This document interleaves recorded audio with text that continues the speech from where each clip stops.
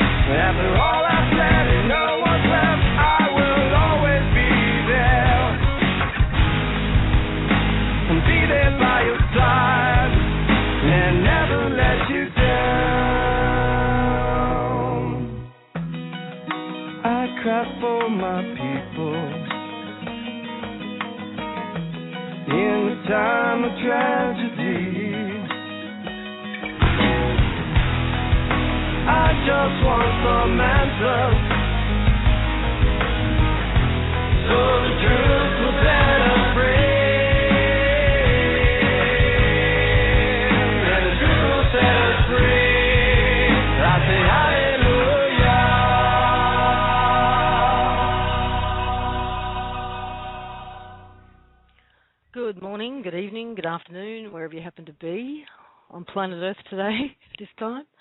My name's Lisa Harrison. This is the Oppt-In show, our weekly show where we discuss the latest developments with the One People's Public Trust.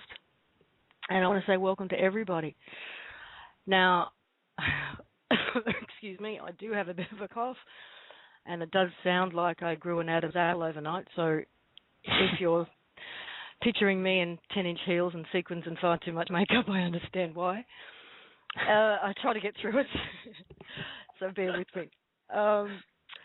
Now, firstly, bit of housekeeping. If you want to be part of the chat, please go to freedomreigns.us and click on the chat link.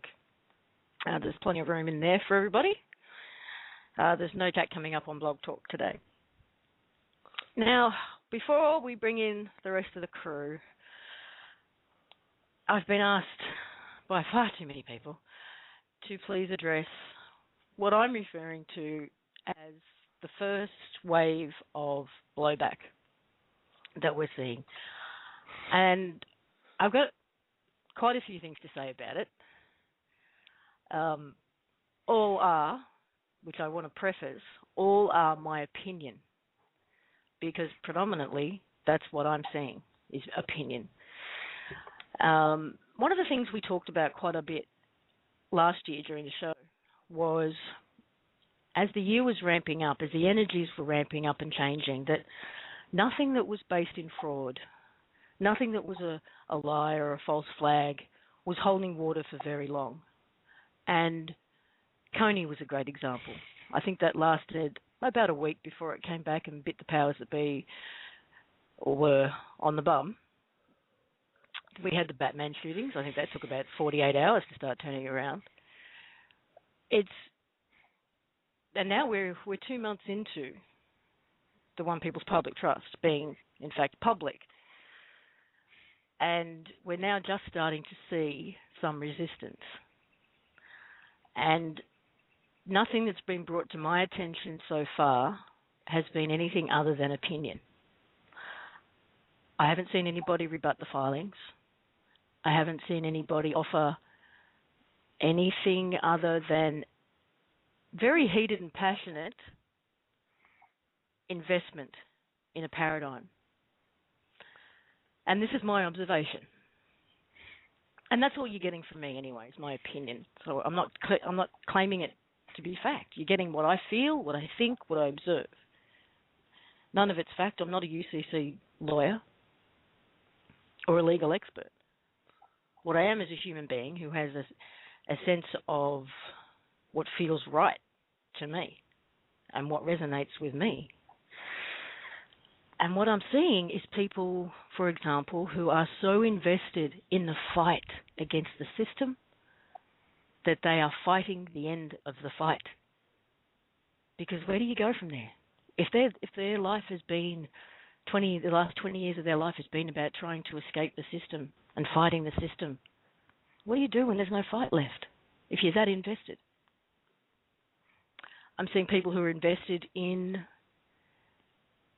a particular meme, but this can't be true because the ETs are coming. This can't be true because the Agathans are going to come.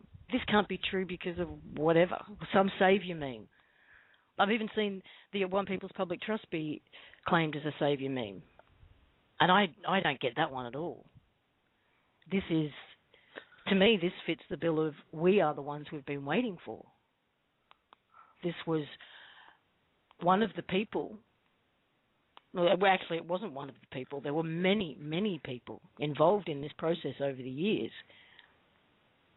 on behalf of the rest of us who didn't have the knowledge, who didn't have the opportunities, who didn't have the wherewithal to do what the One People's Trust has done. And they could have just done it for themselves. But they didn't. They did it on behalf of us all. What else have I seen? I've seen people who are heavily invested in their solution to, their answer. And this can't be true because it's not mine. And,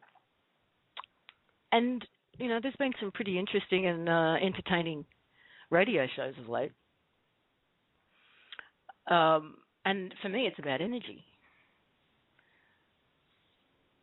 I've seen people that you would call energy suckers, energy vampires, and I compare that to the energy that I actually receive when I'm connecting with people from the One People's Public Trust, including Heather.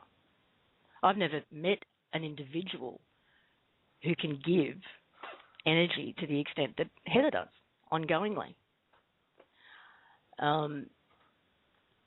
What else have I noticed? I think that's about it. I think I've had my rant. my deep voiced rant for today. And somebody in the chat room asked a question here, Lisa. Mm-hmm. And this has been going on, and anybody who listened to that P Farm interview where they were going on and on about, well, you use this word and use that word. Someone asked in the chat, can you please explain in detail why you use the word owner, custodian, and trustee? Before I even get into that, I want to address a couple of things.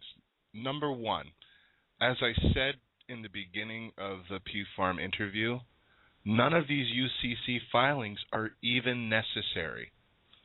When you understand that your first contract or your first bond is with the Creator, just as if you were to get married, even if by consent, as they kept trying to pound into my head, it's by consent, it's by consent. Even if by consent you got married to someone else without divorcing the first marriage, that contract is invalid. All other bonds are invalid. If you understood that completely and you could remember that first contract, you wouldn't need a UCC filing. It's just a tool to help you remember who you are. I've only spoken in reference to these documents as to the spiritual aspect of them.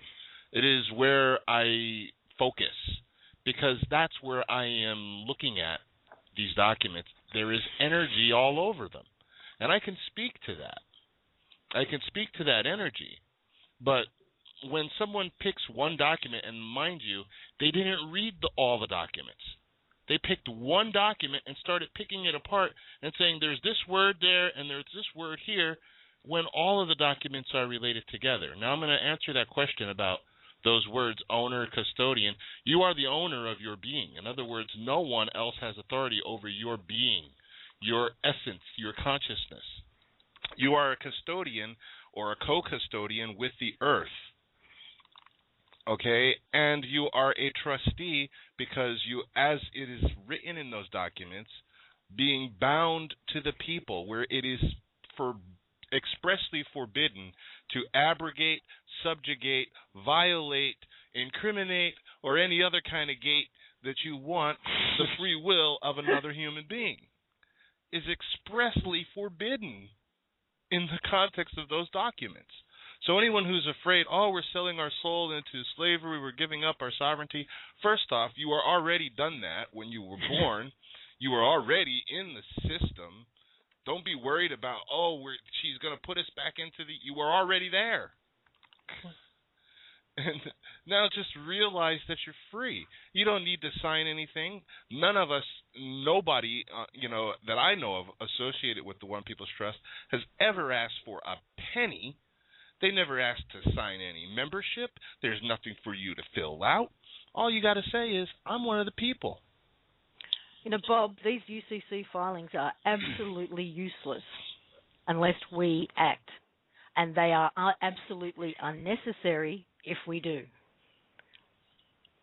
That's the way I look. That's it. That's all there is to it. Yeah. Anyway, Bob, thank you. Chris, did you want to have your two bobs worth, we'll say? My two bobs worth.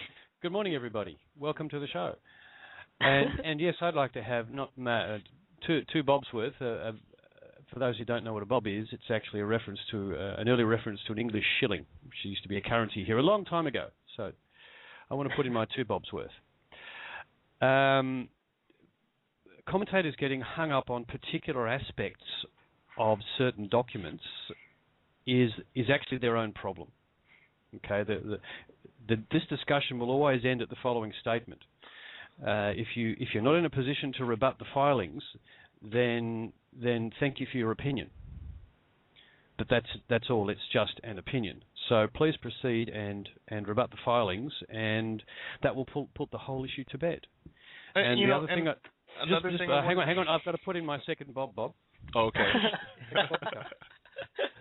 People look at the trustees' bonds came up as a subject of great contention in that show that Bob's referring to, and the person who was commenting on that never got past that particular document and was only looking at what that person felt they saw in that document.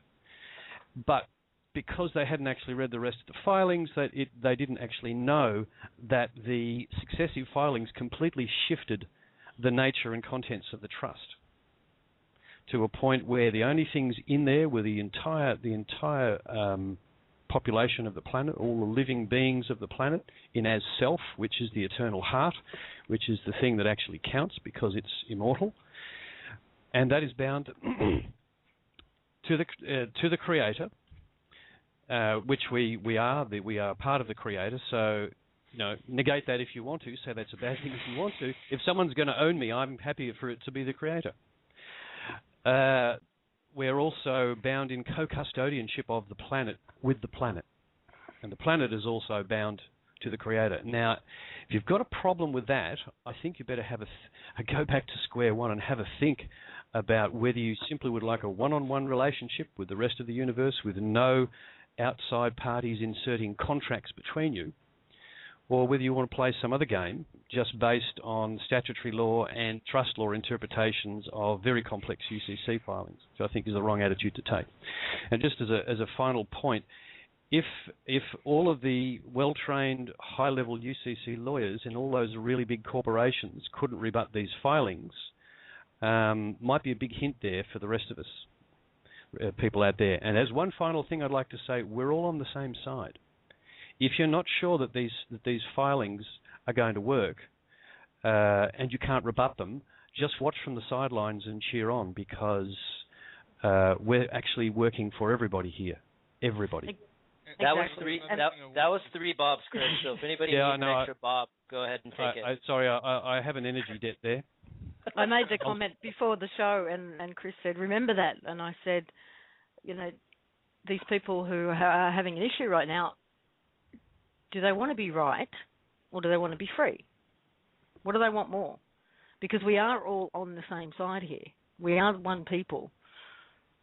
So, what's your investment in? Being right or being free? That's one of the things that if I can go ahead with my real quick two Bobs. This is Brian. I think one of the things I've really learned so much from Heather and how she composes herself when she gets so much pushback is there was a time not too far off from in history where my natural gut reaction would be to get defensive if I was being challenged with something that I believed. And I've come to the point over just in the last 2 months where I realized that there is nothing to defend. Everybody has the freedom of choice and freedom of opinion. And I think that deep down, it goes without saying that we all want the same thing. So there's got to be something that's below the surface that's causing people to have such a negative reaction. And, I guess really that depends on the individual that's having that negative reaction. But, when these challenges come up, I just allow people to go through whatever processes that they need to go through and, put out whatever they need to get out. But ultimately, no one on this call or no one in the OPPT is trying to convince anybody of anything or ask anybody to do anything or, to get people to sign anything. Everybody has a choice. So, you don't really have to worry about expending a whole lot of energy in proving that you're right. Go ahead. You can send me emails all day or comments on the American Kabuki blog or send me Facebook stuff.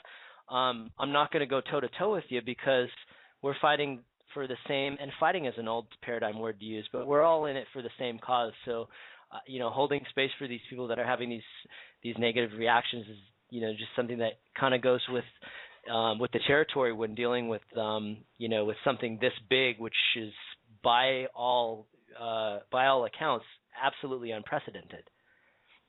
Mm.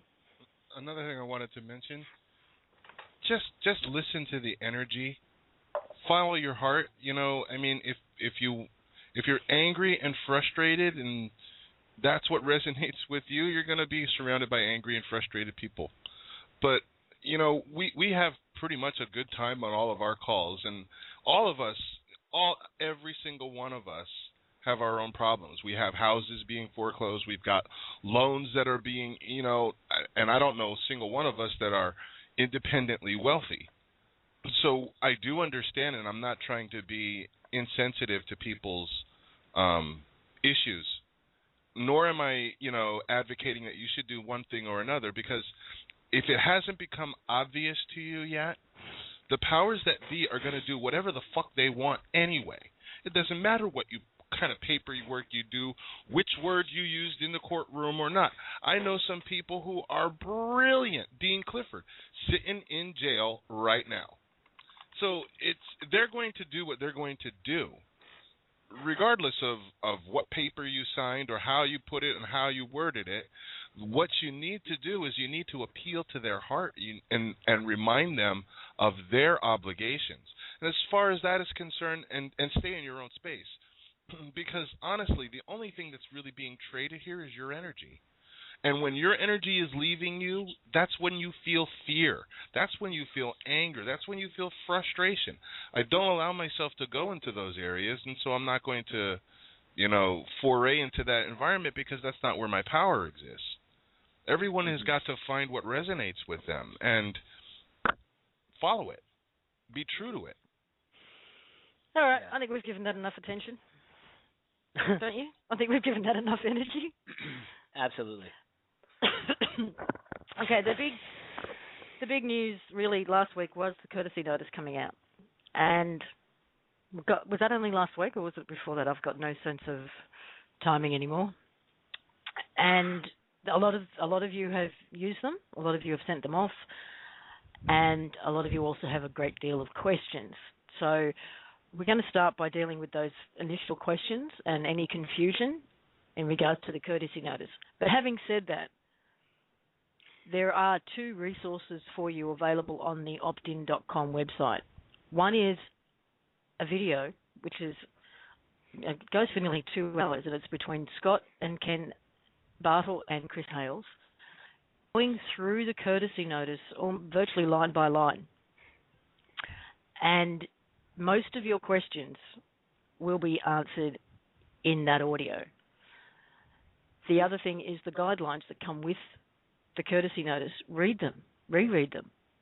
Again, if your question isn't answered in either the guidelines or the video, then by all means send an email. I believe you guys have set up an email, but please listen to those first, because as you can imagine, there are a lot of people who just don't want to invest the time and energy to do it, and are sending in questions because they want a quick fix, a quick answer. And with thousands of people doing that, no one ends up getting an answer because the guys are inundated. Those two resources are there.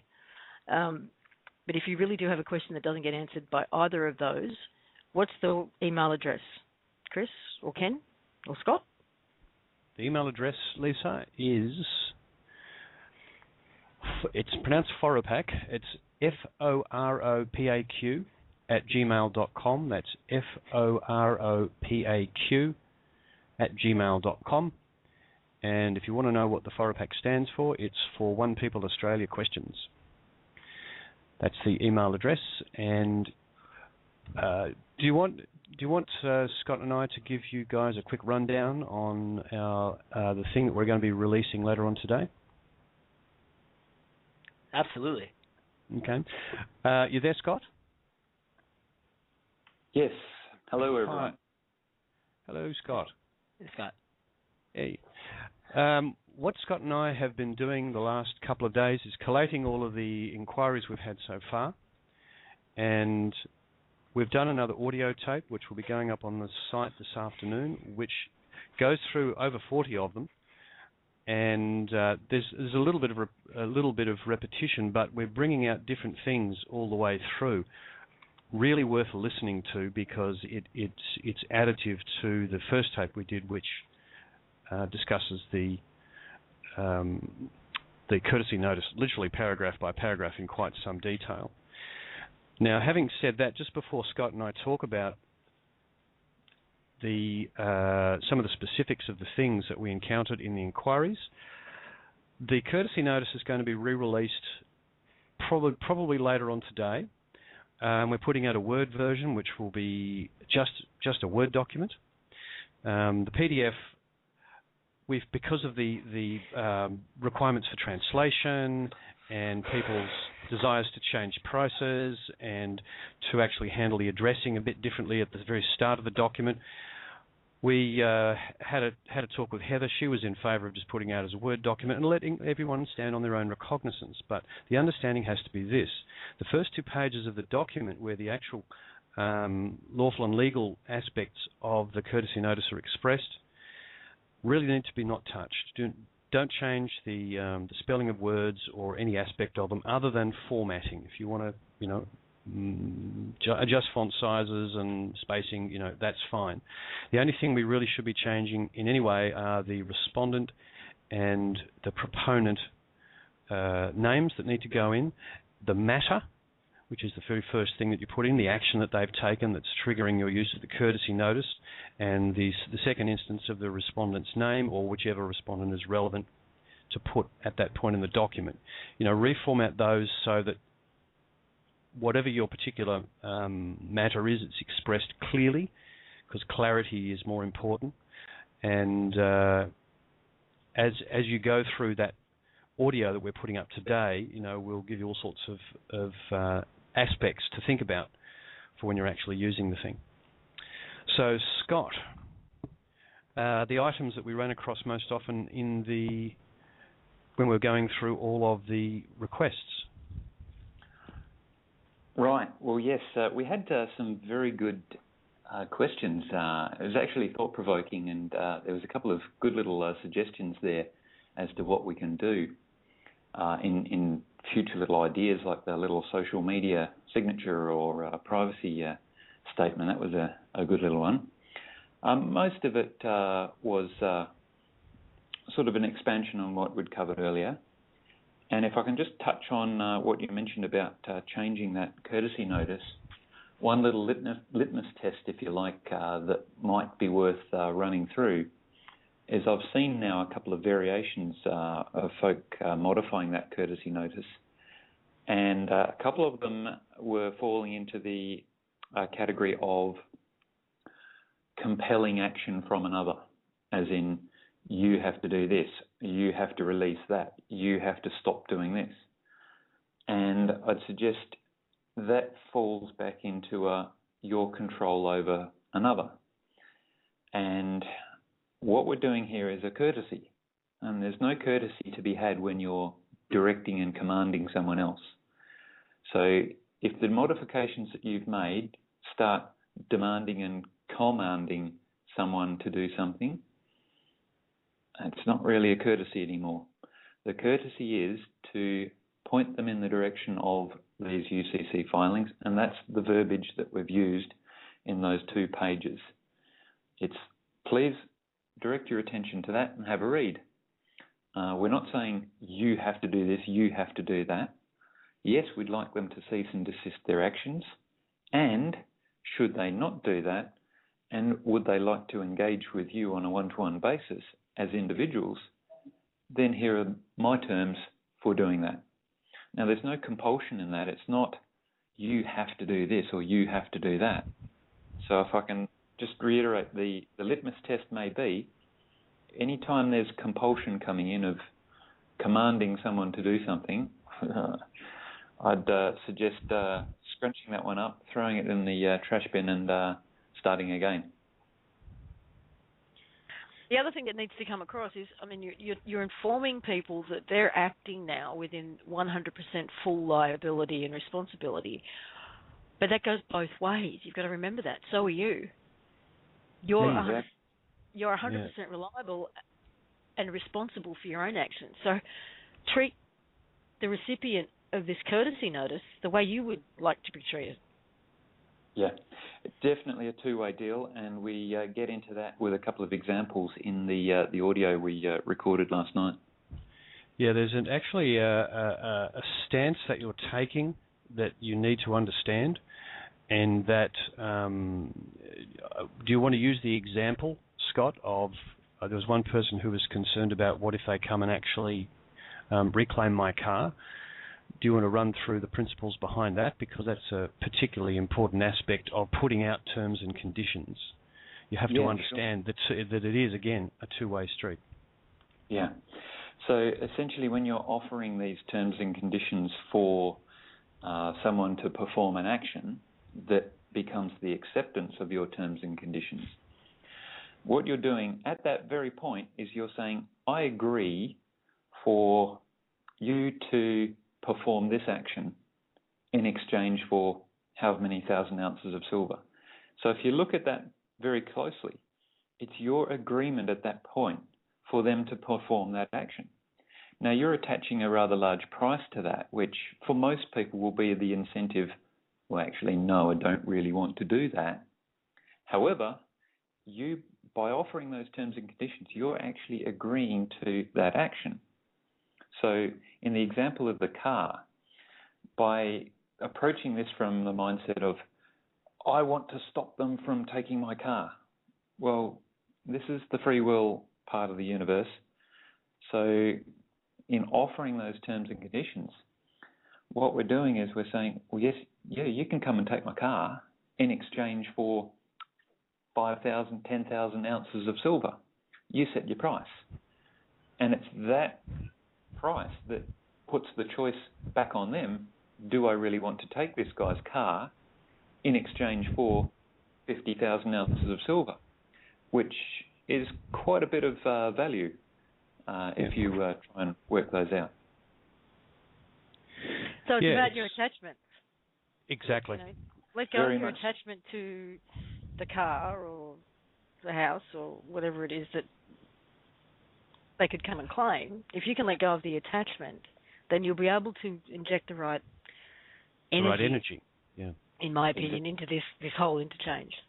Yeah, yes. And Scott's experience is that people who do that get the result they're after.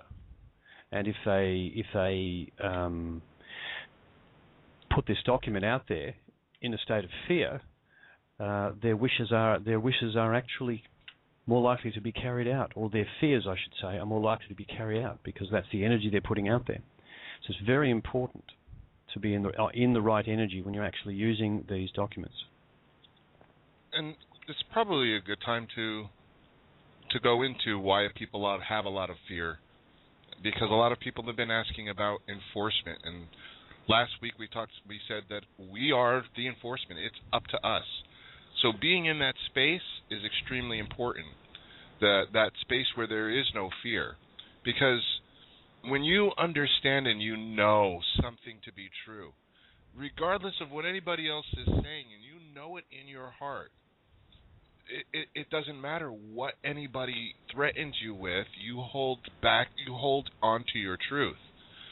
And I wanted to point out to a particular item, and I don't have the document up, Chris. Maybe if you could read item 11 in the terms and conditions.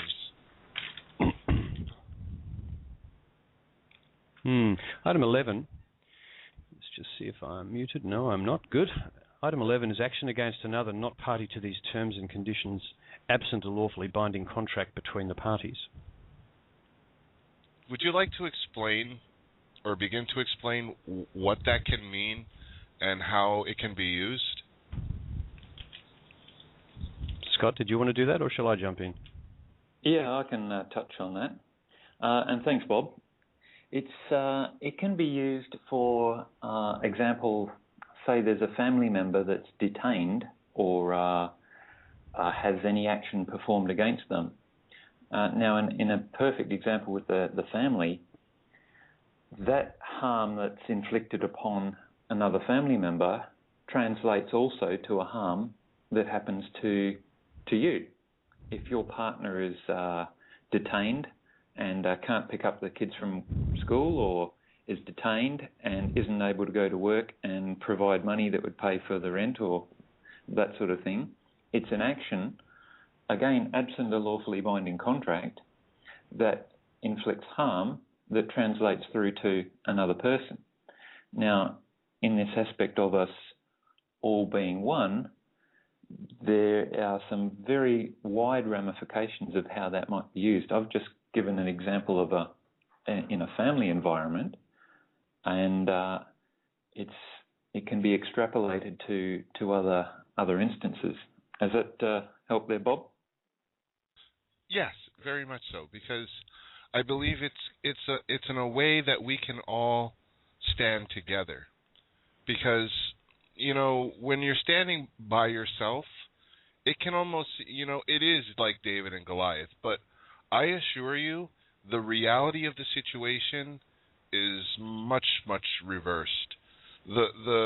We are the majority, and the whole idea, I believe, of the One People's Trust is to understand that we're not American, we're not Canadian, we're not Australian, we're not even male or female, we're just human. All of us. And all of us are in this together. All of us are sharing this world together. What affects one of us affects all of us. And once we all start getting and understanding and start knowing and being that, then the will of the people will always prevail, because that's the majority. That is, we are the ones we've been waiting for. So, let's put this into practical use. Okay. Scott, we've been getting, well, at least I have, a lot of requests for support for various individuals that are in, like Dean Clifford that Bob mentioned earlier, Bill Brockbader. For people who are trying to support Dean or trying to support Bill, what could they do to use the courtesy notice? How would they have to change it, if at all, in order to come together as a group and use it to support one of these individuals? I mean, if 1,000, it only takes, let's come up with a figure, but let's say 1,000 people use a courtesy notice on one matter on behalf of one of the people, does the document need to change at all? Not very much. Essentially, I would say it's the setting of the context of the introduction. So presently the courtesy notice relates to, I received a document which purports to be blah, blah, blah, and that is an action. Now, in this instance, we've got a incident which is happening, maybe on the other side of the world, which is an action. And if you boil that down as to what the real essence of that is, you could say that it's the maintenance of the slavery system in its real basics. Any action that's continuing the slave master paradigm, the hierarchy system, the slave system, anything that is actually continuing that is a continuation of that slave system, which ultimately, one way or another, has an impact on you. Because if they get away with it with them, they can get away with it with you. Well, again, and we're all one. The hierarchy does not exist. We're all on the same playing field. So the context that we've got now is probably worded along the lines of, with regard to action, and we insert, for example, the holding of or the incarceration of this individual, and you might want to give it a date to get the context and the location. Just, again, it's providing the information that says, oh, he's not talking about that individual over there, he's talking about this individual over here. Just the context. And from that point onwards, it's, okay, here's the rest of the courtesy notice pointing to the foreclosure of the banks and the governments of the world. And then the instance might be, again, if we refer to term 11 of that courtesy notice, we've got action against another, absent a lawfully binding contract. So I think we're establishing there that harm that relates to the action or the incident that you've provided the context to at the start. Is that sounding like that would be a good way to use that document, guys? I think so. And does it require a cover letter or anything, or just send off the courtesy notice with his details in it?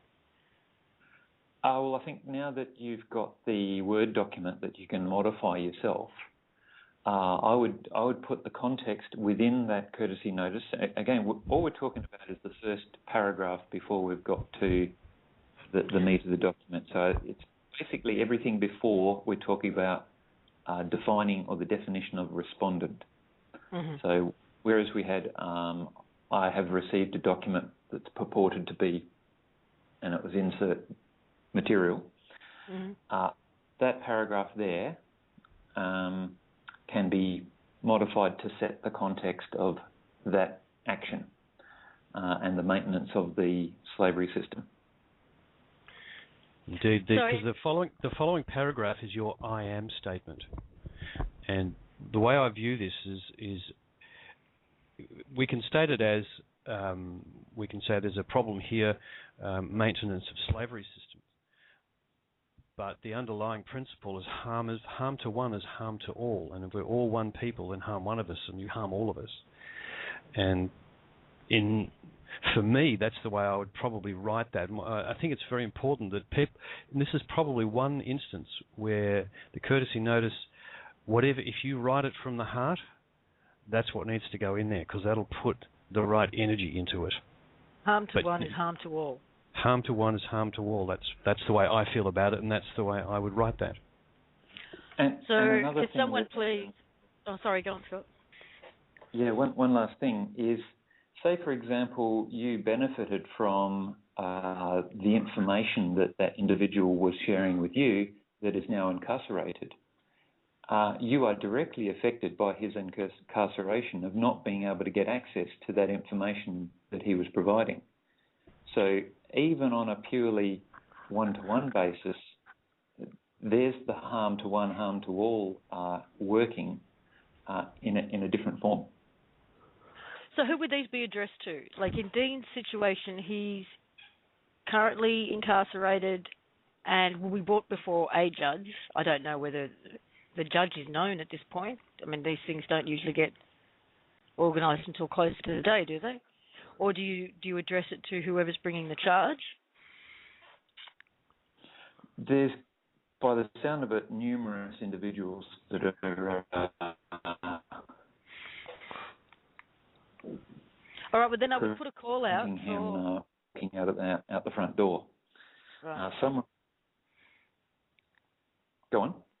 No, you sort of cut up a bit there and we lost you for a second. I was just going to say that it would be good to put a call out to somebody who knows the details of Dean's situation and someone who knows the details of Bill's situation, perhaps either, and they can go to the Oppt-In.com page on Facebook and put the names and addresses and details of the individuals that are involved that you would like courtesy notices sent to. And if you want to participate in something like this, then you'll have the information you need to offer the support you'd like to offer. How does that sound? Sounds pretty good. And I think, a lot of folk, you can see it all the time, the individuals hiding behind these corporate veils and position titles. And the amount of documents I've seen come from these foreclosed government departments that are signed the registrar or ABC lawyers, and it really is quite funny. It's quite rare to see someone put their full name down the bottom and say, "This is what I believe. I'm signing this on my own." And it's been the hiding behind the corporate veil for so long, and that's glad to see that's over. Just Scott and Lisa, I just wanted to point out one thing further down in the body of the courtesy notice that plays directly into this discussion we're having about why this notice is relevant to the situation we're talking about. And it says, proponent duly makes and gives you due notice, this is you as the individual talking to the respondent as the individual, that respondent is lawfully and legally responsible and liable in principal and triple damages under common law for any and all unlawful and illegal actions against proponent by respondent causing and resulting in any and all damage to proponent, inclusive of physical harm, physical detention, property seizure, property damage, financial damage, or other damage of proponent's measurable energy. Okay, harm to one is harm to all. If that affects you, if you're, if, for instance, if you are distressed by the fact that Bill Brock-Brader is in jail, that's damage to your proponent, to your measurable energy, is it not? So it really is a very, very applicable document for a situation like this. And I think writing it from the heart will have the effect that we're actually after. I think that if I may interject a comment here. This is Seraph, by the way, everybody. Hello, folks.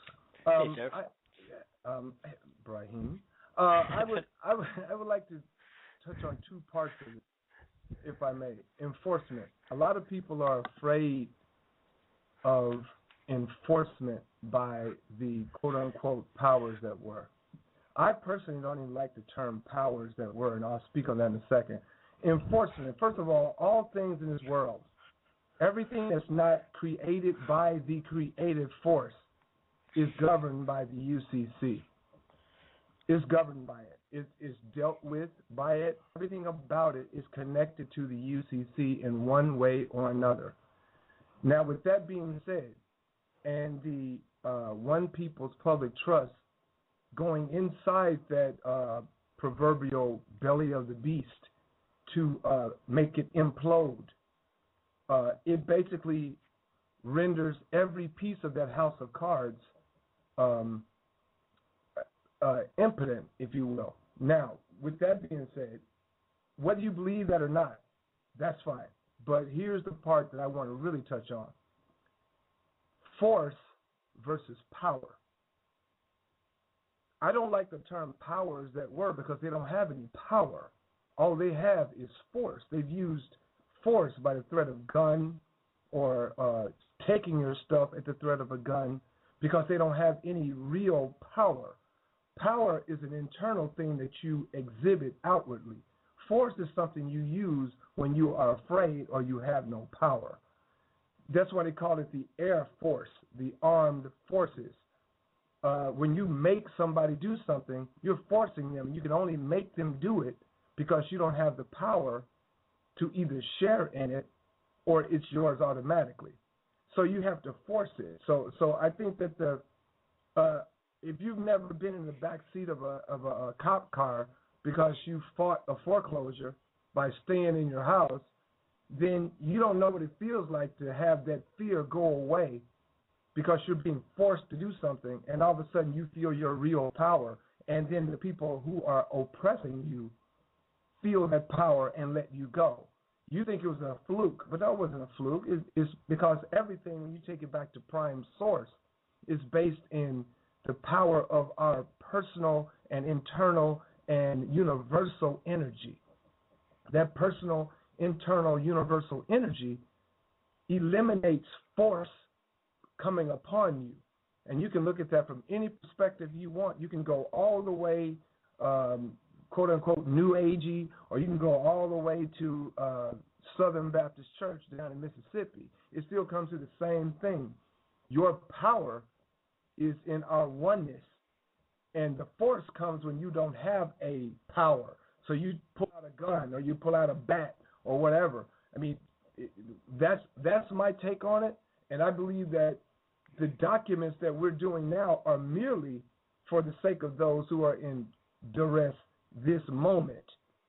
And it will either change your scenario based on your power behind it, or it will force them to be forceful with you because you're afraid or you're coming at them in a weird way. Every cop on the street, even the ones who you would call dirty cops, is just a regular guy or a girl who's got a job to do because they're trying to make a payment. They're trying to make a mortgage. They're trying to pay for a car. They got some kids with braces, whatever. If you approach them like regular human beings, like they are you and you are them, and treat them the same way you would treat anybody who's lost and needs to know the directions to a particular place, then you'll move better. You'll move better down that trail. That's my two Bobs. I don't know if you make that one big Robert or I don't know what you call it. Yeah, one big Robert. Thanks, makes one Guru Bob. Okay, the call out for us to discuss CVACs is loud and clear in both chat rooms, Skype, all over the place. Yeah, is there anything else? Yeah, there is a couple other things, if we can go for just a couple more minutes. Okay. One of the things we ran across repeatedly was UCC is not applicable here and UCC is not applicable there. And we wanted to point you to an article that's been published this morning on a website called Wake Up World, which I'm hoping Lisa will be able to post in the chat, which discusses exactly how UCC law is filtered out from various key points around the planet via corporations. Don't forget our countries are corporations. It's distributed out through the corporate sphere at corporation level. You don't see it publicly in the legal systems in most countries because it's one of the secrets of the folk that were. Okay, that came up a number of times, and we've got some very clear information there about how the system actually works, which is quite an important thing to get your head around, because you need to have confidence in the fact that it is real, because the rebuttals we're seeing, or the attempted deflections we're seeing from some responses we've had back, is simply that, oh, this can't be true, so you're being silly. Stop being silly. Or we're literally words to that effect. Really, indirect deflections, and some of it's going to come from the fact that the lawyers just don't know, because they're not trained in it themselves and they've never looked at it. They just don't know what's actually going on. The other question we had was, which comes back to Bill Brockbrader's issue, is how do we find the names of people that have sent us pieces of paper just signed by, such and such lawyers or such and such a government department. Looking up names on websites, telephoning them and simply asking them the question, looking at previous documentation that might have a name. You will get back to a name sooner or later, and if you can't, you will be able to find the names of the senior officers, the chief executive officers, the chief financial officers in an organisation, and in the end, they're the de facto recipient of the notice that you need to send out. When we re-release the courtesy notice in the instructions, we're going to show a couple of different ways you could actually phrase that first paragraph, where you're starting the duly verified declaration of facts and stating who the respondent is, both in the context that we already have, the context of in the event of, and we will, if possible, we'll include one which relates to the I am and harm to one is harm to all statement that we've been discussing about Bill, just to get people going. And I have to say, these aren't set in stone, provided you follow the general principles that we've got here of giving them a clear reference to the matter. You can actually phrase it in your own way. Just be very careful about how you do it. Make sure that you're mindful of the effect that you actually want to achieve. Anything else you wanted to mention, Scott, before we move on? No, I think that's pretty good. And by the sound of it, we've just lined up another session later on today to figure out those paragraphs. Yeah, I forgot to tell you about that last night. We had a couple of. There's always things jumping up that always slow down the work that we're doing behind the scenes, and it's just the nature of the beast at the moment.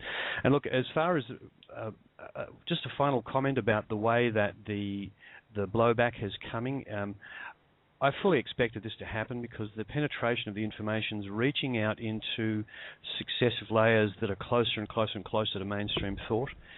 And we are going to get bogged down in trying to explain to 7 billion people how this actually came about and how it's going to work. And one of the conclusions I've come to in discussing this with people is it's the actual launching of at least one of the CVACs publicly that will simply put all of this discussion to rest, because it will be a real thing we can point at and say, look over there, that's what it is. That's my opinion, folks. So anything you wanted to add to the courtesy notice stuff at the moment, Scott? Only thing I'd say is we discussed briefly a rather important find of UCC filing, unrelated to what OPPT had done, which can be used to basically shoot down anyone who comes along and says, oh, UCC doesn't operate in my country, it doesn't apply here. So have a listen to that audio, and I think we're planning to discuss that document and its findings in more detail a little bit further down the track. Which audio are you referring to at the moment? The discussion of the question and answer on the courtesy notice. Which isn't actually online yet, but will be later today, yes? Yeah, it's ready to upload, so we just need to physically get it on the site. And that does include that discussion, and it is an extremely important document that we uncovered, not just for the fact that it existed, but doubly the actual content of this particular document is absolute evidence of exactly what they're doing behind the scenes to all of us. Mm. Okay, we do have a lot of people with their hands up, and we do have a lot of requests to get to the CVAC discussion. So at the moment, we've also been joined by Thomas Hughes. Oh. Thomas, you there? I am. Can you hear me? Yeah, I can. Is there anything you wanted to add to the discussion at this point? Yes, I just wanted to add a very basic thing to this discussion. Back in June of last year, I was on a show where something very similar was being discussed. And the guest on the show that I joined was having a difficult time answering the question. And so I asked her, to save her from trying to fumble for words, I asked her if I could take a stab at it, and she said, sure. So I answered the question, and the answer I gave fits what we're going through right now perfectly. The answer I gave was the real enemy, or the real thing that we're up against right now, is the programming that is in everyone's head. More than anything else, because of people's perceptions and the way that all their experiences, they're rebelling against this idea. I will quote J. Edgar Hoover, the first head of the FBI. J. Edgar Hoover was quoted and said this: when something is so big that it boggles the mind of the average human being, they will not believe it. End quote. And that's all I wanted to add at this point. Thanks, Thomas. Okay, I'm going to just see if these people actually have a question. They do have their hands up, so I'm going to bring one out now, which is area code 336. Area code 336, did you have a question or a comment? Yes. Can you hear me? Yes. Yes, I can. Hello. Hey, this is Randy. I just want to express great gratitude for what you guys are doing here. I appreciate it. And I understand that there's a second courtesy notice that was going to be coming out for situations that we already exist in. Is that true? I believe there was talk of that, yes. Yes, Randy. Thank you for reminding me of that. As I alluded to a minute ago, there's an awful lot happening behind the scenes. I will take that up with Heather and see where she's at with that. I'm aware that she has changed her focus to preparing the documentation required for CVAC release, so it may just have fallen off her list of things to do. But thank you for the reminder. Thank you. I appreciate it. Thank you. I'm just going to mute your mic again, but stay tuned. And we have area code 971. Yeah, this is Kip. Can you hear me? Yes, we can, Kip. Based on last week's show, I made a courtesy call to my credit union, and I ended up talking to the Vice President of Finance, who said that because they are a nonprofit organization, they don't fall into the same bucket as big banking. I was wondering if anyone had any comments about that. Just ensure that they're not underwritten by any of the big banks. I mean, there are credit unions out there that are completely independent, and they literally do only operate on members' funds. That is true. There are some out there like that. However, that doesn't mean they don't operate under the same banking practices. Right. My concern is that I've walked away from all of my finances except for my truck, which I live in, and I'm concerned that a repossession would leave me completely homeless, or home rich, as I like to say, because wherever I am, that's my home. So I am negotiating with them, but I just, I had it kind of pricked my conscience a little bit because the vice president of finance said that they are nonprofit. Everything they have goes back into the credit union for the members, and I felt like that was something I kind of wanted to support. So I found myself wavering a little bit. Yeah, in fact, I totally empathise with where you're coming from there. But as Lisa said, just if you can, check who the underwriters are. That should actually be in their annual report, which a lot of the times is on their website, but you can generally get one by just asking for it if you're in a branch. Okay. And just see who they're connected to. Okay. Their practices on charging interest on loans may well be the same, but if they can prove to you that they loan you real money, and Heather gave us some clear indications of that, and you'll find a reference on releasing this American Kabuki. Thank you, Lisa. That Heather actually gave us. Yeah, that's a key thing. If you can go to them and say, "Hey, look, I understand this, but if you can do these things for me, then I'll be convinced that you are actually loaning real value and not just creating debt out of thin air." Okay. And so there's another conversation you'll have to have with them, and they'll need to show you some provenance. They'll need to show you that these funds really exist, where they came from, and the fact that they took funds from one account and put them into another. They didn't just type some numbers in there and create it out of nothing. So right. if you can have that second conversation and report back to us, that would be a useful bit of information for everybody who's listening to these calls. Great. I know one of the differences in the way they operate is that they can cross-connect their loans where a traditional bank can't. So when I stopped paying my credit card with them, they said, well, then we're going to repossess your vehicle. And they ended up rolling, I think I owed $6,000 on my truck, and it turned into owing $17,000 on my truck.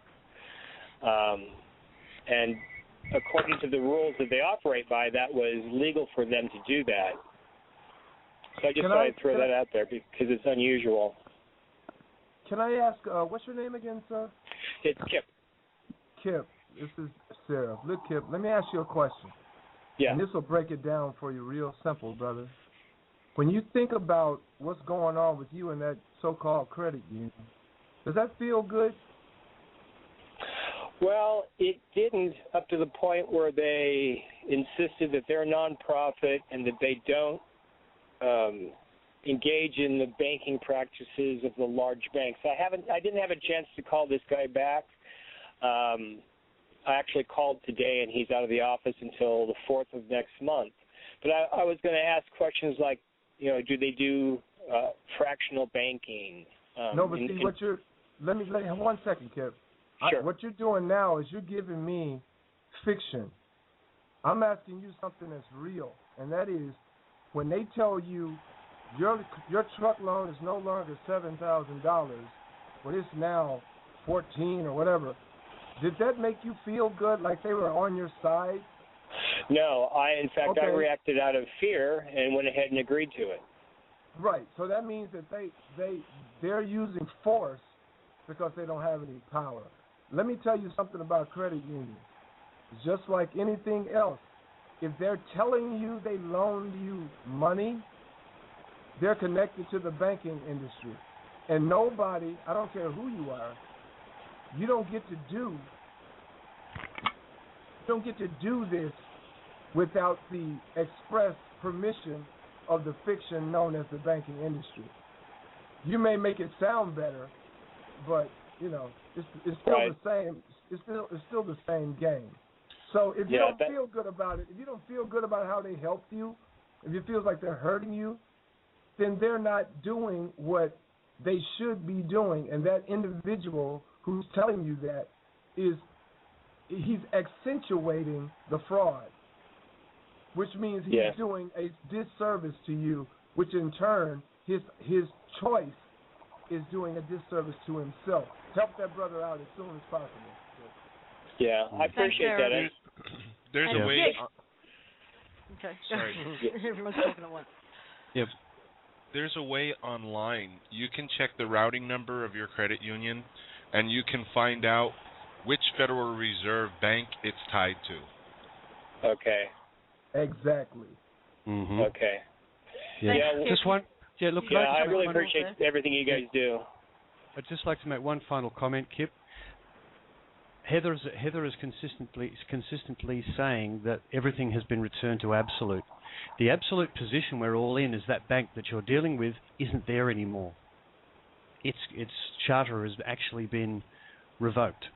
It doesn't exist. So you've got to be, if you're drawing a line in the sand personally about how far you're prepared to go at this point, which you're perfectly entitled to do, still bear in mind the fact that you're dealing, as Seraph said, with a fiction that is not only a fiction, it's a foreclosed fiction at this point in time.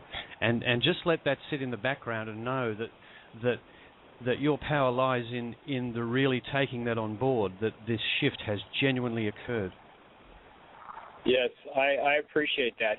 My only concern is if these guys are outliers from the banking system, and you've given me a lot of good information, and I will follow up on that. Thank you very much.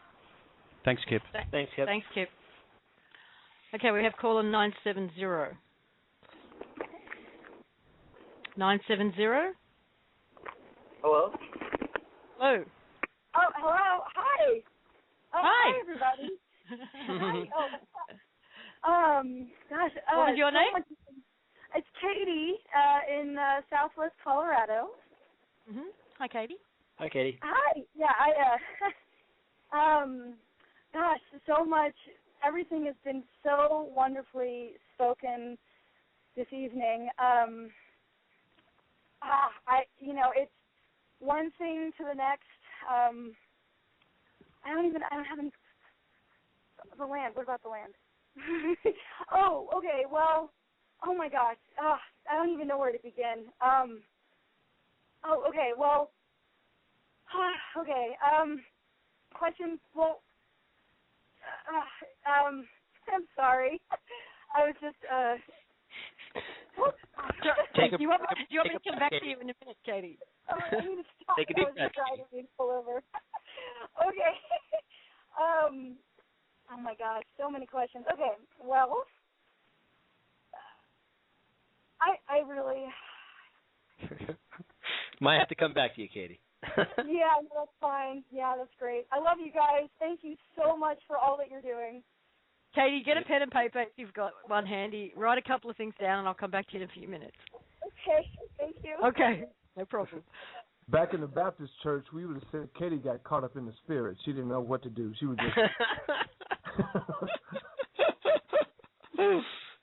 Okay, area code 817. Yes, hello? Yes, hello. Hi. Your name, please? I am Emmanuel. Emmanuel. Yes. Emmanuel from Texas. Hey, Emmanuel. Hello. First of all, I want to say thank you. Greatly appreciate all that you do. Getting this out, putting yourselves out there, and really believing in something takes a lot of courage. So thank you for what you're doing. I wanted to see if you guys had any information about any concrete information that's about CVACs that are coming out, or any updates. I can tell you one thing, and that is that the paperwork in order to activate and bond yourself to a CVAC is in the process of being formatted as we speak. And we hope to have it up on the website by the end of the week. Awesome. Yeah, and that, just to be specific, that's for people who want to act as public servants within one of those CVAC branches. Okay, there's specific roles, and they're absolute service roles. You're actually bonded in under your full personal liability to serve, and the contracts are in 3-month increments. Okay. Okay. That as far as the thing that's on everyone's mind is when will the button get pressed? When will they come online? I personally won't even venture any form of date. My personal feeling is that it's imminent, but unless we can get Heather and get a definitive opinion, a definitive expression from her, that's about all the information I have at the moment on when it might happen. Does anyone else on the panel have any feel for that? Well, is there any word on Heather? Is she available? Can we get her on? No, it doesn't look like it. She seems to be offline. Okay, we'll keep trying for the rest of the show to see if we can pull her in and ask her that pivotal question. So really, I know that there's been a huge call for us to discuss the CACs. That is really the extent of the update we have, is that the paperwork that you would fill in as a contract to bond yourself as a true public servant is being formed as we speak this week. So once those are available, you'll have an opportunity to participate in activating the CAC for your area if that's what you wish to do. Okay, awesome. Thank you very much. Yep.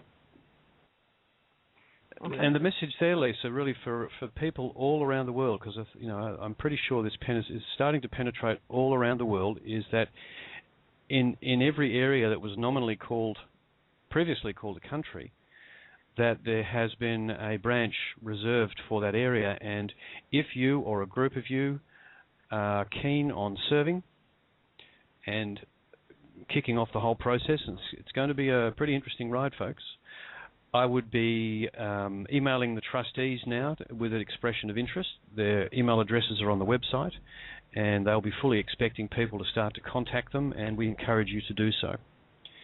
In the end, it's a matter of signing one document to be involved, and as I said, they are 3-month rolling contracts in a succession of 4 before it's completely reviewed, which can be renewed. Can be renewed 3 times after the initial signing. It can be made permanent at some point if everybody's happy with the arrangement. And the reason for that, in case you're wondering, is to allow us to actually try on the pair of socks, and if they don't fit, get some other socks. That's what it's going to be all about. We have to be able to shape these branches very quickly, and we have to get them all working together very quickly, and that's the best way to do it. So as long as everyone knows what they're stepping into, then and if you're excited about it, I'd be emailing the trustees and putting your hand up. But I'd suggest you contact others that you think might be interested first, so that you can all get on the same page. Unfortunately, we lost Katie. I was looking forward to getting back to her and finding out what she was so excited about. But I think Katie, she knew Jarraf was on the line. Okay, I'll go to the next one, which is area code 765. Oh, hang on. Area code 765? Hello? Yes. My name is Karen. Hey, Karen, how are you? Good. Hey, I'm calling from Indiana. And my question is if we sent the courtesy notices to the federal IRS, the state, and county, would it have any effect on the Social Security and the Medicare taxes?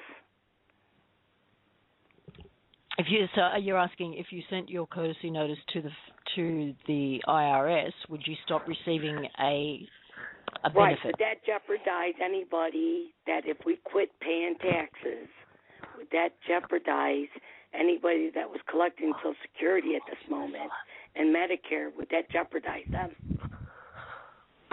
Somebody in America is going to have to answer that because I don't know how your system works.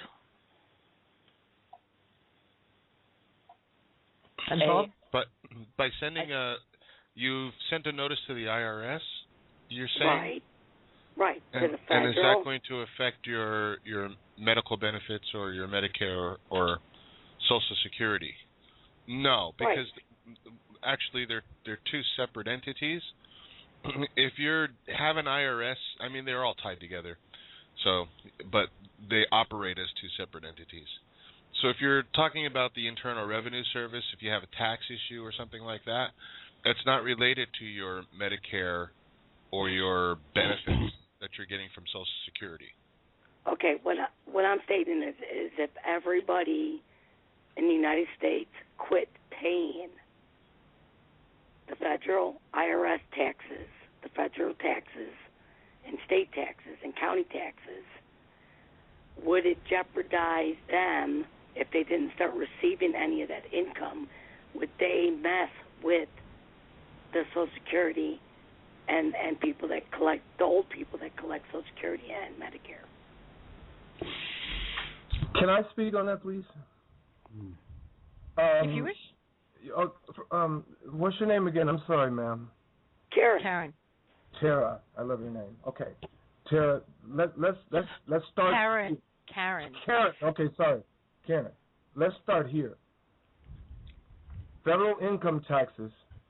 I know this is going to be hard to grasp if you've never heard it before, but federal income taxes don't go towards paying anything that you quote unquote enjoy as a privilege or a benefit in America. Your federal I understand that. I just want to know that if we quit doing that, would they mess with the older people that collect Social Security? Okay, let me speak on that. They can do whatever they want. Right, they can. But Social Security, if you are collecting Social Security now, you're not collecting what you paid in. You're collecting what people are paying right now. It's kind of like a Ponzi scheme. It actually is. It actually gives Ponzi a bad name. But what I will say is this: when and from all the information I've received from Heather personally, when the CACs are implemented and the system is in full swing, the last thing that's going to be your concern is whether or not you're going to get a piddly check from Social Security, because that's just their way of kind of keeping you pacified for the moment, because they're expecting you to die long ago. So with all of that being said, I need you to first take a big deep breath and realize that you're going to be okay, because I firmly believe that the forces that were have no power, and because they have no power, they cannot influence you negatively or positively at this particular moment. If you pay attention to government right now, they're in a holding pattern. They're calling it sequestering. But they're in a holding pattern. They can't do anything. They don't have the money to do anything that they would want to do. So in essence, your Social Security is already done from their perspective. That's already done. So what we're trying to do now is show you that you have a lot more power than you actually believe you do, simply because you be. Now, if you just stand in your place of being, believe me, it's going to be okay.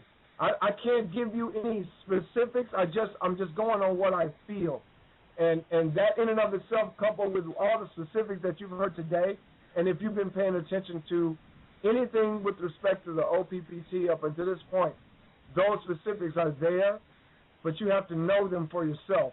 I can't make you know them. Okay.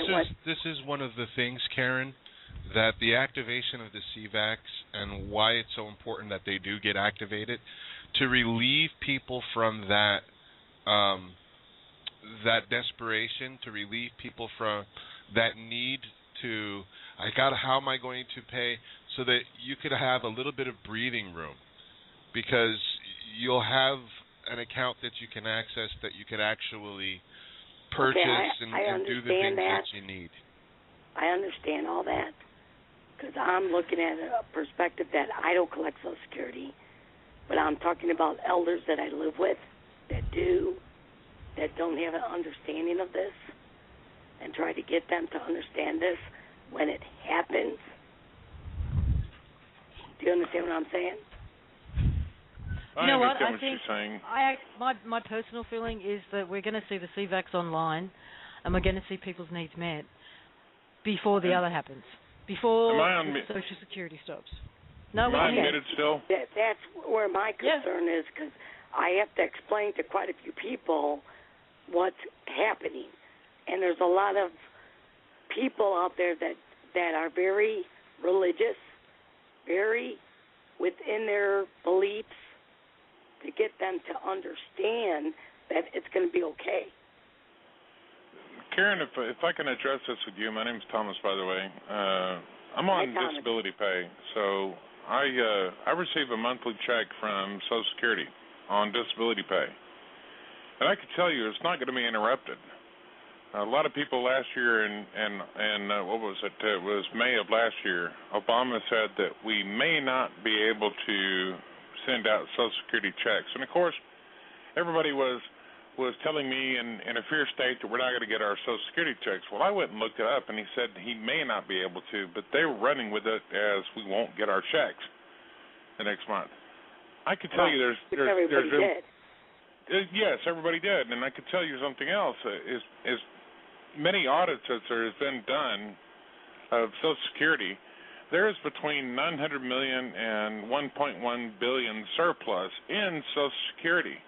Everybody's going to get their check until the CVACs come out. So whatever fear porn they try to throw at you about that, just tell them it's not going to work. Just like this whole thing with gun control is not working because they don't have the manpower to even try and enforce that. Right. I understand completely. I just want to make sure. Nothing's going to be this is going to be a very smooth transition. That's why everything is going slow, and there's a lot of us that wish it would hurry up, but we're still stuck here doing it slow because it's called baby steps, and you don't throw Thomas, I don't know if it's going slow. I think we're going at a kind of breakneck speed. I think we're going first. pretty good here, to be honest with you. I mean, sometimes I'm jumping out of my skin because I just can't wait. Well, I'm with you on that. I understand. Really good. I just got a couple people around me that can get very anxious very fast. Well, yes, they do tend to do that. Yeah, Karen, just baby steps. When you're a little bit older and that's what you depend on. Yeah, Karen, baby steps with those people too. It's a really big logical leap we're asking people to make. Okay. Yes. Also, one of the things that came up in one of the calls last week was that the powers that were, the forces that were, are now working off script. And one of the things that really hit me sort of as a deep realization within every cell of my body last week, excuse me, I'm going to cough. Cough for you. Was that we are all working off script now. We are all free in a way that we have never been since we were created. Yeah. And we make this up. We go along now. We are free to do that. It's scary right now. Well, for me, it's not. I don't find it scary. I find it completely liberating and exciting that I can let go all of the programming I came in here with. I'm free to do that now. Yeah. I'm surrounded by a bunch of family and friends that just don't get it. I feel totally alone right now. So and you're not alone because a lot of other people feel like they're alone. Yeah. It's But I want to scream it. Yeah, I know. And you get the chance to once a week. You can come on the show and scream it. That's fine. Well, basically, I just want to assure that fact that we go and continue to kind of put the pressure on our government to finally quit, that it'll all be okay in the end. Yeah. That's just, Karen, I was having a lovely conversation with a lady called Diane and her husband Michael from Canada yesterday, and they actually leave copies of the courtesy notice in cafes on tables, and they pin it up in the local pizza shop. And they're just dropping these little energy bombs around the place for people to walk by and pick up and read. If you want to do something that's just kind of putting it out there and the people around are resisting, just leave the courtesy notice sitting around some places. Get them reading. I think I'll do that. Yeah. Thank you. Now, I don't like doing this simply because I don't like hiding. I'd rather be up front. But I have been asked not to mention names, and I'd rather just get it out there.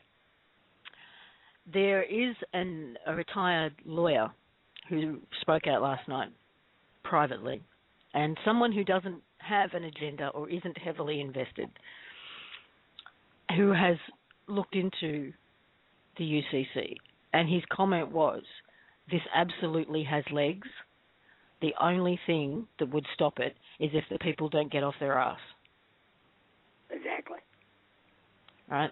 That was his comment. I get it. So it is up to us. We are the ones we've been waiting for. This is what we've been saying over and over again. So thank you, Karen, for your Do you have anybody that's connected in Indiana that I could, correspond with? Because I feel totally alone here. You could. Can you hear me? Yeah. You can announce, if you want to announce an email address, if you're brave enough to put your email out there. If there's somebody in Indiana, they can email you and you can get contact that way.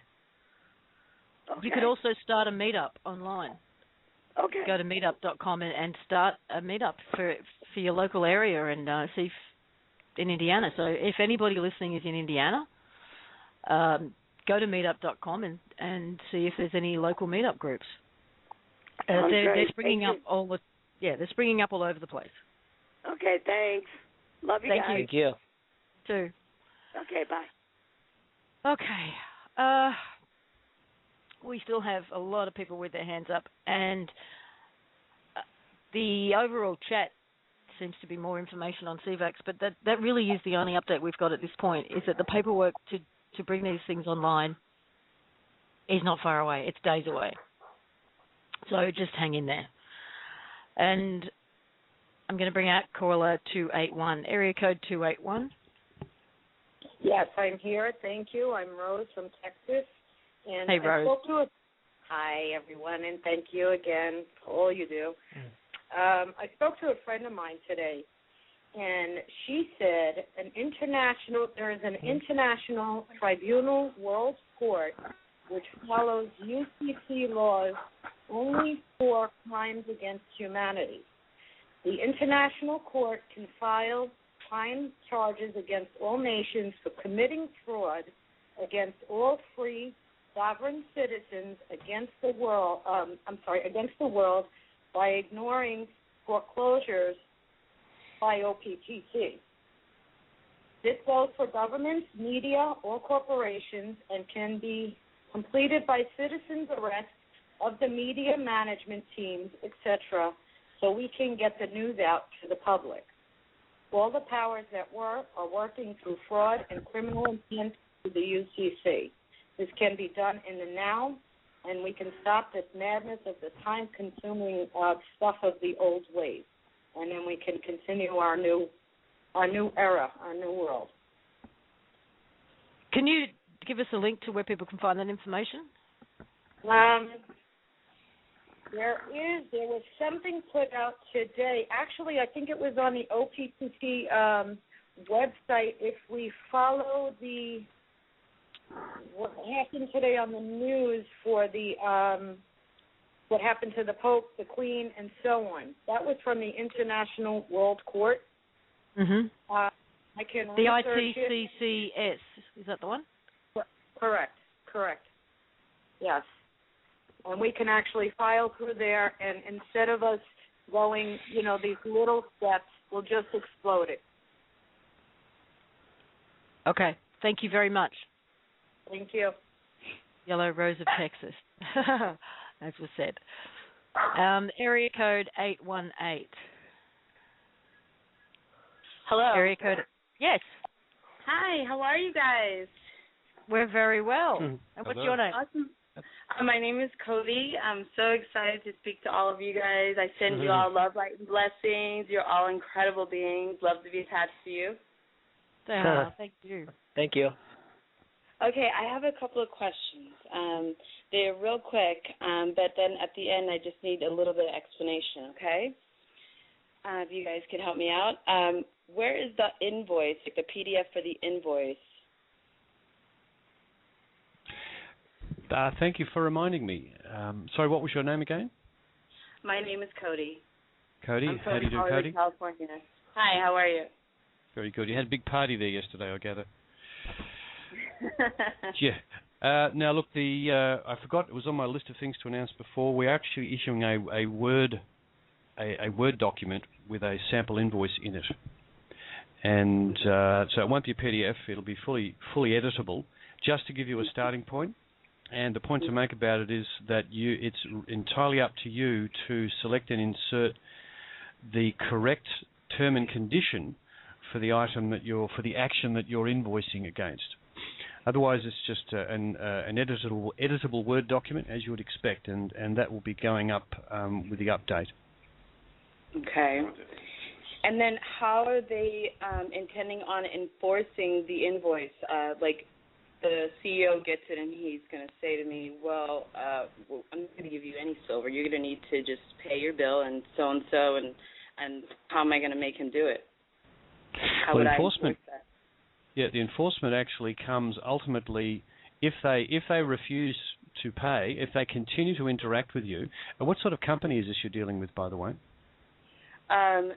Supreme Court, let's say, or credit card bills, taxes. I mean, I'm being and doing for real. Okay. Taking them all up.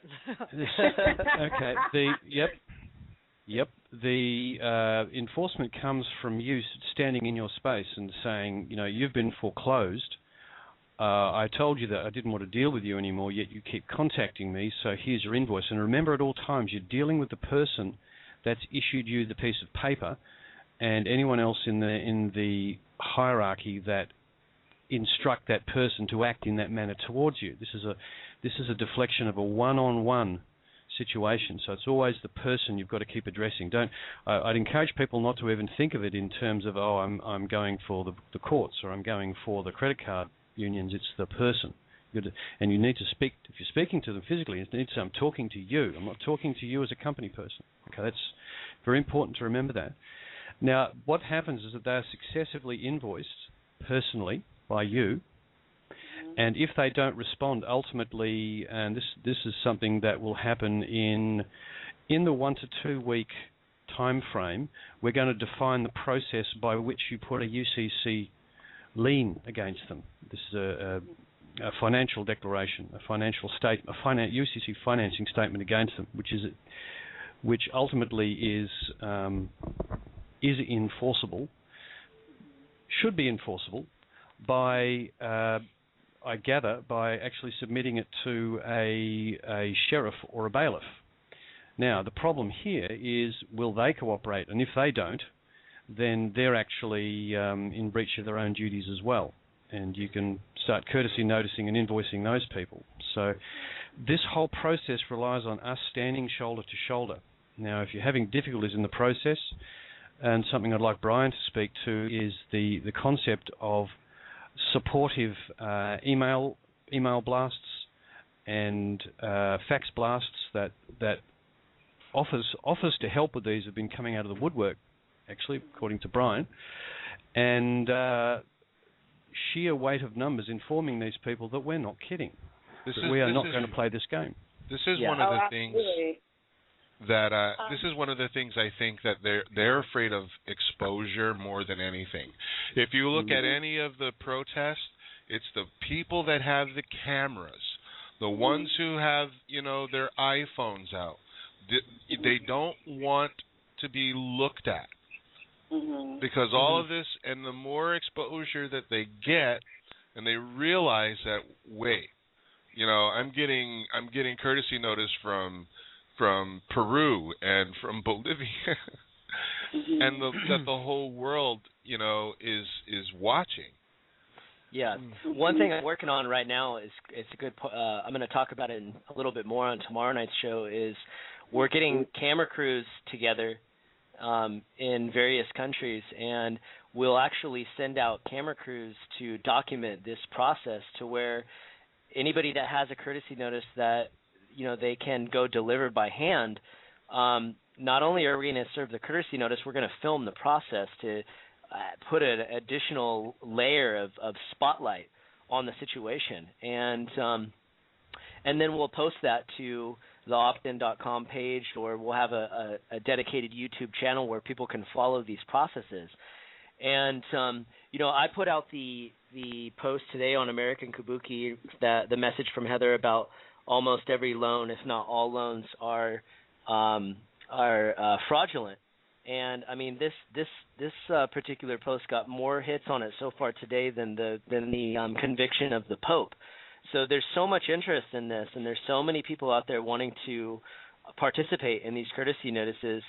And the more of us there are, like Bob just said, the more powerful it becomes, because if all of a sudden you take 50,000 people, as just as an example, pie in the sky number, and everybody decides to put this in or send it in on the same day, and we'll put together a flash mob for tomorrow that I'm already working on. You have a situation where it's like it causes an excuse my language, moment for whatever agency these are being submitted to, where they don't have a choice now. Now that information goes up the ladder so fast.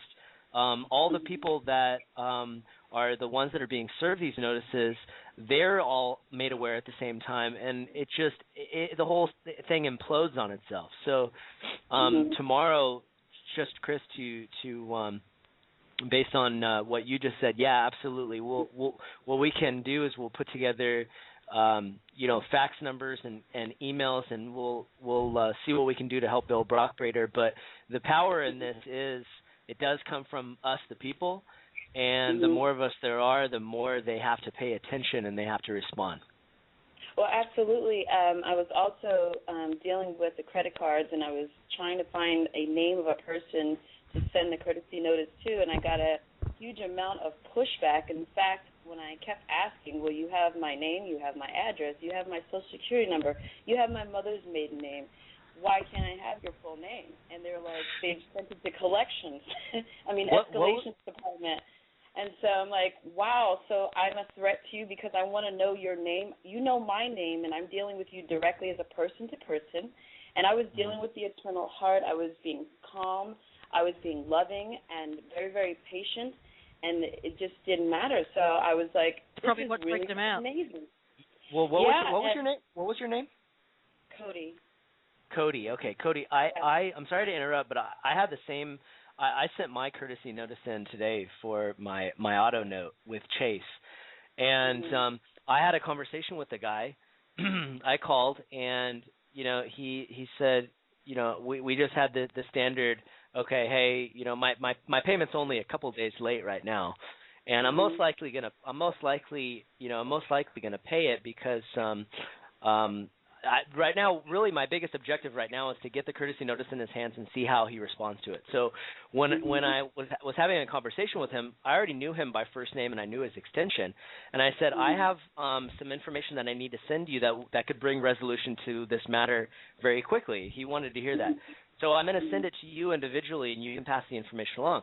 And I asked him for his last name, and he said he put me on hold for like 3 minutes. And then he came back, and he said, well, here's my employee number. I said, well, no, I appreciate that, but I need your last name. I'm going to address this to you, and then, you can decide what to do with it, and we'll just go from there, very casual. And I was being extremely nice, and he's like, okay, and he passed it along, and, I dropped everything in the mail, and I sent it to him today, and now just kind of waiting to see what happens. But you kind of hit the nail on the head. If you are nice, like that's definitely the way you want to go, because if you are throwing negative energy at these people, first of all, A, they don't deserve that. They're just doing their job. Right. Exactly. And B, the less likely they are going to be to give you any information that's going to help you out. So anybody that's listening to the call that's trying to do this, the way that you approach these people is a big part of the is a big part of the strategy. They want to deal with somebody that's treating them with respect. Well, it's something very metaphysical about this whole event, because even when I did my UCC filing early on, there was something metaphysical that I felt happened. I felt liberated somehow. And so I didn't realize that the feeling inside me would just be like rushing like that. And so now I'm doing this from a point of view of setting my intention and how I want this to be resolved in a loving, peaceful way. And some people are responding and some people aren't. And when they don't, the answers do come in another way. So I understand that the universe is going to still open the door for this to come to fruition to free me and so that I can realize that I am free more and more every single day. Because it's definitely a realization process that you go through because we've been enslaved for so long. And so I was even looking, I'm like, well, where's the PDF for the waiver? Because I'm setting my intention on receiving waivers. I'm thinking about, I'm going to get an that's the right thing to do. Huh? Yeah. So that's the right thing to do. Yeah, oh, okay, thank you.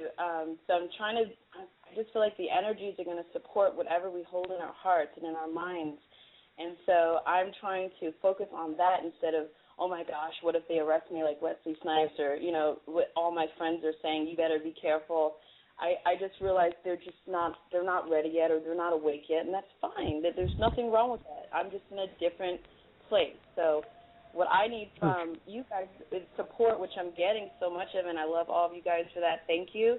I'm just like, it's just freaking me out every single day when I see that, like, the Pope is getting arrested, and then they're saying the police station in Maine, they're prepping the cops on how to deal with us as terrorists when we're not even trying to hurt anyone. We're coming from a loving place. How on earth could that be considered just terrible things? And so I keep needing to hear from you guys so that I see that we're going to overcome all of these obstacles no matter what they try to do.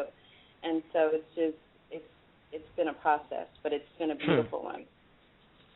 Bravo to you, Cody. Cody, I also want to say this, if I may. You have to remember two key elements here. The Pope, and I'm not Catholic, so I'm not trying to disrespect him or the institution itself. But what I will say is this: the Vatican is connected to the whole system via the UCC. Now, I don't know why they themselves would eat their own. So that means that something that we're doing is causing these things to erupt, because I don't have any reason to believe that the Vatican would get rid of the Pope and then try to house him, because that's the only people who could get rid of the Pope would be the Vatican. Now, because they're a sovereign nation in and of themselves. Now, with that being said, there's another thing I want you to bear in mind when you approach people in a nice way. They're going to treat you nicely, but remember this. If I'm choking you to death, when are you gonna kick me the hardest? When I'm down. When you think you're gonna die. When you think you're about to die. So remember that all the people who have not made the decision to be with the oneness of all of us, they're gonna start kicking real hard. But the problem is their kicks are pointless because they don't have any. There's no teeth in the tiger. So with all of that being said and all the energy moving towards, just come with us. Just come with us. Relax. Stop kicking. Just come with us. We're not really choking you. We're actually trying to help you out. Right. So when that happens, understand it's going to be a little weird, in my opinion. I think it's going to be a little weird. But it's not going to be dangerous, because when you're on the right side, as I've heard the corporate President Obama say several times about being on the right side of history. Well, we're on the right side of history here. We're on the right side. That will prevail. Just don't feel like there's going to be any stormtroopers knocking your door down, because stormtroopers got families and, you know, that stuff just like you do. So. Absolutely. And they don't know what a lot of people, majority of people that I speak to, they don't even know that this exists. They don't even understand that they're enslaved. They think that this is just the way it is and this is reality, and, you know, we're living in a country and everything's just fine, and they're not awake. And so sometimes it is frustrating, but I keep it inside and I look at them as part of me, and I say they just don't know yet, and I'm going to help them in the most loving way.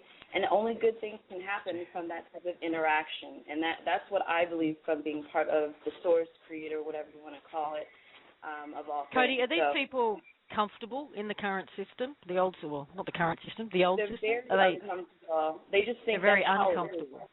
Yeah, they're very uncomfortable. But they think that's how it is. That's just how it's always been. You know, that's how they talk. and they accept it, and they're complacent. And I'm one of those people that's like, no, this feels wrong. And if there's a way that we can change it so we can all be happy and all be at peace, I need to do something. I need to start being and doing. And so somebody showed me how to do it, and I just started doing it. And so I'm hoping that will show others. So I can't wait to serve as Superior Court judge. Thank you, Cody. That's awesome. And it brings me to something, you know. I mean, with the audience that we have on this show, there has to be among you police officers, government employees, perhaps even some lawyers and judges. Military. There's military. I know you're all out there listening. Speaking of lawyers and judges. I was going to get to that, Brian.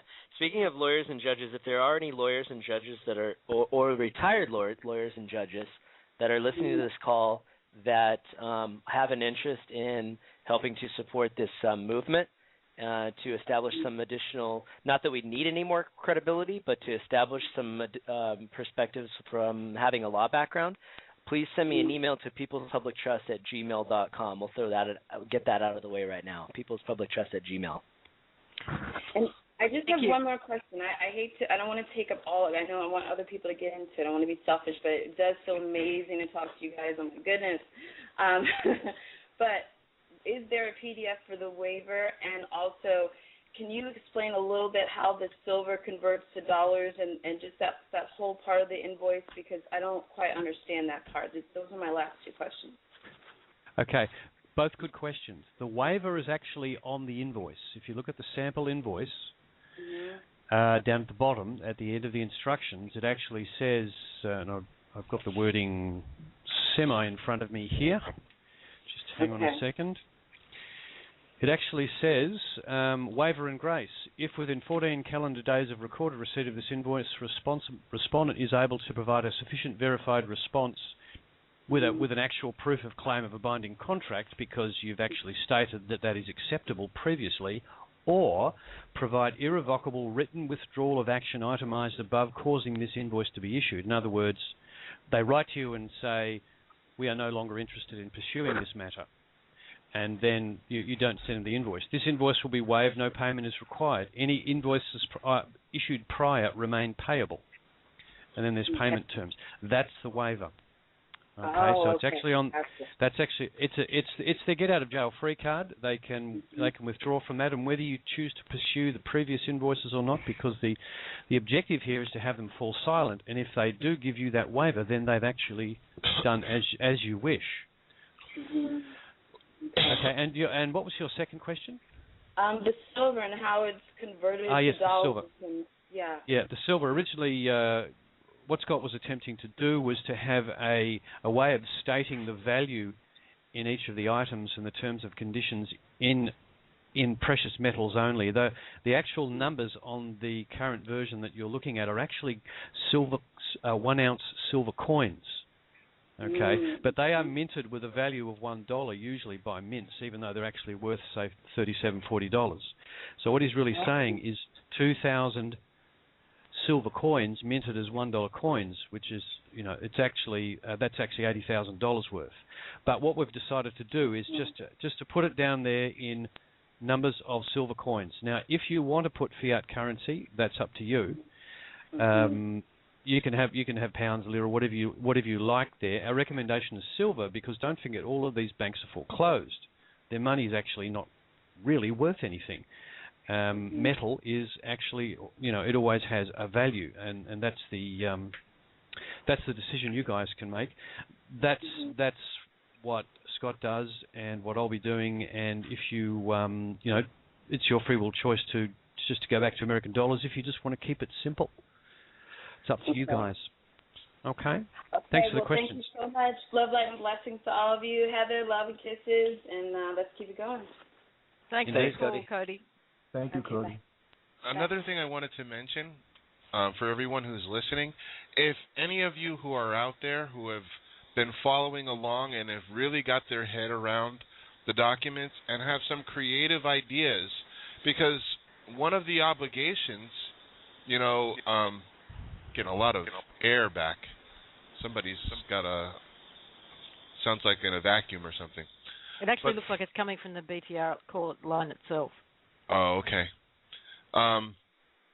If any of you have any creative ideas, because one of the things that we as the people are charged with is actually repossessing and enforcing and, reestablishing. We're building this as we go along. And all of us, if you've got some creative ideas on how we can proceed, and you understand your responsibility and reliability, we stay within those guidelines under that structure, please write in. Well, I would like to throw something in, if I may, that may be beneficial for everyone to know. And I'm giving it to you, Lisa, and I will also, I can't put it in the chat, so you have to do it. This is a Supreme Court decision from 1796, and there is no expiration date on Supreme Court decisions. But it's Cruden versus Neal, 2 NC 1796, 2 SE 70. Every man is independent of all laws except those prescribed by nature. He is not bound by any institutions formed by his fellow men without his consent. It's already in writing, folks. Everything we're talking about is a moot point because that is already on the books and has been for over 200 years. Thank you, Thomas. Got it. Oh, cool. Okay, Hey, just real quick to add an email to, we got an OPPT email for everything these days for what Bob just put out there. If anybody has any creative ideas or they want to contribute as far as offering some type of creativity, we have OPPTcreativity@gmail.com.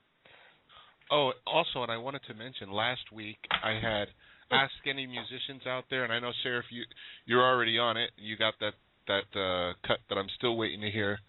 But there was a young man, Seth Mishler, and I wanted to mention him because he sent in some really interesting and really good enlightened music. I really appreciate you for that, Seth. So I'm going to put his link in there because we don't usually have time anymore for doing breaks in the show, so we're always talking. But if anybody wants to check him out, his link is there in the chat, and I'll leave it at that. Anybody else who's got any contributions, if music or art or poetry, all of that is being, all of it. Whatever it is that you're good at, whatever it is, you have artwork, you want to, have an illustration of what the CVAC looks like or in your mind, or any ideas, please. Thanks, Bob. And I just wanted to quickly get back to that call out to anybody who is currently under the impression that they work for the government or a corporation. You're following this information for a reason. Take it up line. Take it to your management. Take it to the boss. Take it to the CEO. And I understand that people rely on their jobs right now to provide for themselves and their families. But have a good look inside and see how you feel about the role you're playing. And do you need to make some changes? And what could those changes be that are more in alignment with who you be? And I know it's not easy. Not a lot of jobs out there. I get all of that. But just start thinking about it. Just start thinking about, if I didn't do this job, what would I do? Who would I be? And just start letting that float around for a while. I'm not asking anybody to go out and quit their job at all. Why not? Why not, Lisa? That's what I did. I know you did, and that was your choice. Or no one told you to do it. But just, the world is changing very, very fast. And perhaps that job may not be there anyway soon. So what do you want to do? Who do you want to be moving forward? But in order to participate in the change, take a courtesy notice up line. Make sure somebody even if it is the CEO or the CFO, knows what's going on. Get an answer from them. Question them. Have a conversation. So that's all I wanted to say. Yeah, Nick, I would. Can I echo that, Lisa? Because you ultimately, all the people around you, they're people. They are actually, as you say, they have lives just the same as you do. They need to know about this because this is their future too. You don't actually have to fill out the courtesy notice and lay it on them. You can give them a copy and say, "Here, read this." Okay. If you've got to draw a line in your personal sand, then you can still give them the information, and the information is something that is giving it to them is a part of the process of noticing them, is passing that information on. So. Thank you. Okay, we've got a little bit of time. Well, no, actually, we don't. We've got 5 minutes. I might be able to squeeze one more call in. If you're quick, we've got area code 313. Area code 313, if you've got a quick question, because we're down to 5 minutes. Yes, hello. Hi. Man, wow, okay, I'm on. All right, one of the things that I wanted to say, a couple of my questions have already been answered, so I'm not going to go back over that. But, I was talking to a friend of mine, and, it seems like every day there's some new knowledge about, an alternative way to do things, as opposed to the way that we're already doing things. And, a friend of mine, he was saying, he really wanted to do something, but, we came to the conclusion that, if you do it as a group, it's one thing, but if you do it by yourself, you actually become a target, so since we're all together, we're discussing these things. These are things that we need to be doing. Now is the chance. Now is our time to really start, to be who it is that we want to be, and why I believe that we really came here. This does not feel foreign to me at all. I understand that things are, changing day by day at breakneck speeds, but this does not feel foreign to me at all. It feels like this is what's supposed to be happening. And I just want to thank everybody for everything that they're doing, and I'm with you on this. Thanks for that. What's your name? Greg. Greg. Thanks, Greg. Yep, definitely. So I'm just going to leave it at that and on with the show. Thank you. Much love, man. Yep. Okay, very quickly. 720. Yes! Eric. Hello! Yes! Oh, my God! Hi, Lisa. Hi, Guru Bob. Hi, This must be Brian. Katie. Thank you for taking my call. No, you're welcome. I just wanted to give a very brief experience that happened today when I tried to send out my CVAC. Courtesy notice? Exactly. Just so excited that I'm on. It's amazing. And my name is Erin, by the way. I'm calling from Colorado. And I was on hold for a half an hour, and I couldn't get anyone to give me any last name, not even a last initial. And then I'm a writer, and I do a lot of internet searches as part of my job, so I was using all my investigative skills, and I still couldn't find one. And all I could come up with was the Better Business Bureau's website, which will give you the exact address and a CEO. So that is where my courtesy notice will go out tomorrow, and I throw that out to anyone else who is frustrated and can't find information. And I'm sending mine out, and at the same day I'm also sending out an essay about why I love the library, and I'm going to use the same heart for both. And that's all. Thank you, Paul. Thank you, Anne. Lovely. Thank you. So the Better Business Bureau will give you the information on the CEO of a company. Lovely. Thank you. Okay, we are down to 90 seconds, guys. It's time for quick goodbyes. Brian, did you have any other announcements before we go? I think I was muted. There I am. No, so opptcreativity@gmail.com if you want to get involved in the fun, you got some ideas, or peoplespublictrust@gmail.com if you're a lawyer, judge, retired lawyer, or retired judge, or if you have want to get any of us on the radio, peoplespublictrust@gmail.com, and we'll have some fun things to do for tomorrow's Collective Imagination show. So I love you all. Thank you so much for listening. What a wild ride, and we'll look forward to talking to everybody on tomorrow night. Lovely. Thank you. Chris? Whoa, hang in there, folks. We're standing shoulder to shoulder on this, and we're going forward as fast as we can. So patience with the process and with each other, and the destination is a hell of a destination. Just reminding you of the email address for questions on the courtesy notice is FOROPAQ, FOROPAQ @gmail.com. Lovely. Bob? Thank you, everyone. Keep doing what you're doing. Keep being who you're being. Okay, guys. Thank you so much. Please join us tomorrow for the Collective Imagination show, also at Blog Talk, midday in Australia, in Sydney time, 8 p.m. Pacific in the US. And we'll see you then. We've got a nice day planned tomorrow. That's all I'm saying. So thank you again for tuning in. I hope we got, I'm sorry we can get to everybody, but there's just too many. And have a wonderful day, evening, afternoon, morning, whatever it is for you. And we'll see you tomorrow. Bye for now. Bye.